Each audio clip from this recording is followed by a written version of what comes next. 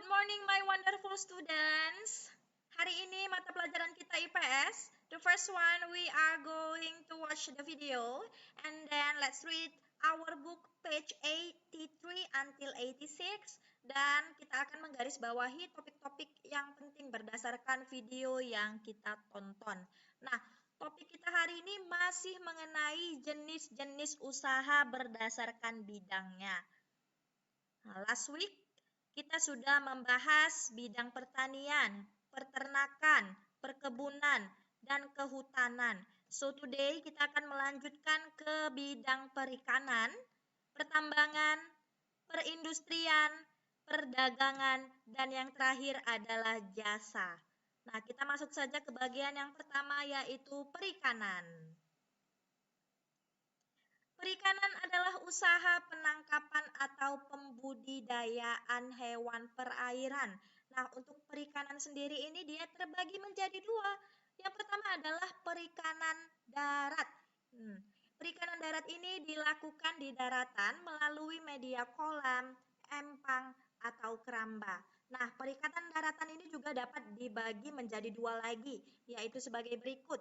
Yang pertama adalah perikanan air tawar. Ini biasanya dibudidayakan di kolam, waduk, sungai, atau danau. Contoh-contoh ikannya yaitu ikan nila, gurami, mas, dan ikan lele. Next, perikanan air payau. Nah, ini menggunakan sarana air payau atau air yang berasal dari laut. Ini airnya agak asin ya, sudah bercampur dengan air tawar. Contohnya adalah udang dan cumi-cumi. Lalu perikanan air laut, yaitu perikanan yang dilakukan dengan menangkap dan membudidayakan hewan-hewan yang ada di laut. Contoh-contoh ikannya antara lain kerapu, cakalang, tuna, kakap, teri. Nah, siapa di sini yang suka makan ikan? Oke, next we gonna move on ke bagian pertambangan. Nah, pertambangan ini ada di halaman 84. Untuk pertambangan sendiri adalah usaha untuk menggali dan mengelola sumber daya alam dari dalam bumi. Nah, berdasarkan bentuknya, barang tambang ini kita bagi-bagi lagi menjadi 3 bagian. Yang pertama adalah barang tambang mineral logam. Nah, barang tambang mineral logam ini adalah barang tambang yang berbentuk biji dan dapat menghantarkan arus listrik. Seperti contohnya adalah emas, perak, besi, aluminium, dan timah. Next, barang tambang non-logam. Contohnya adalah kapur, belerang, pasir, asbes, dan intan. Barang tambang ini tidak termasuk barang tambang mineral logam maupun sumber energi, serta tidak dapat menghantarkan listrik. Lalu yang terakhir adalah barang tambang sumber energi. Artinya adalah barang tambang ini dapat menghasilkan energi yang bermanfaat bagi kehidupan manusia.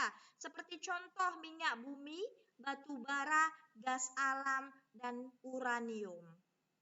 Nah, kita masuk ke bagian bidang selanjutnya yaitu bidang perindustrian. Yaitu usaha mengolah bahan mentah menjadi bahan baku atau barang jadi.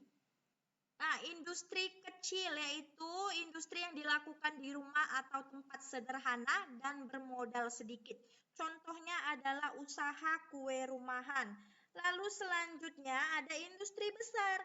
Nah, industri besar ini membutuhkan modal dan tenaga kerja yang lebih besar. Contohnya adalah usaha pabrik tekstil, besi, atau kendaraan. Lalu kita masuk ke bidang yang selanjutnya yaitu bidang perdagangan, yaitu kegiatan membeli barang dari orang lain untuk selanjutnya dijual kembali ke orang lain. Nah, ini di dalam perdagangan sendiri ada yang disebut dengan produsen, yaitu orang atau perusahaan yang membuat atau memproduksi barang. Misalnya kalau kita ingin membeli sepatu, ya nak, nah itu mereka mengambil barangnya dari produsen pembuat sepatu.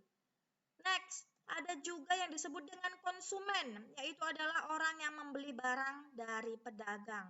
Misalnya kalau kamu mau jajan, nah kamu adalah konsumen, kamulah yang disebut konsumen karena kamu yang membeli barang dari pedagang tersebut.